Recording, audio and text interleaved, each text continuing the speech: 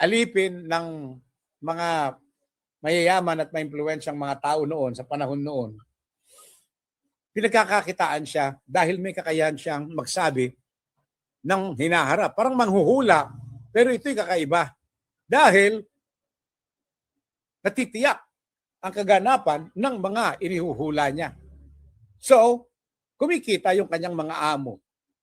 Ang naging problema ng mga amo nung dumating si Pablo at si Silas sa kanilang bayan, sunod ng sunod yung batang babae kay Pablo at kay Silas. At lagi silang ginagambala sa kanilang pangangaral.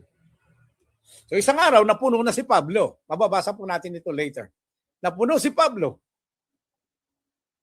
Anong ginawa ni Pablo?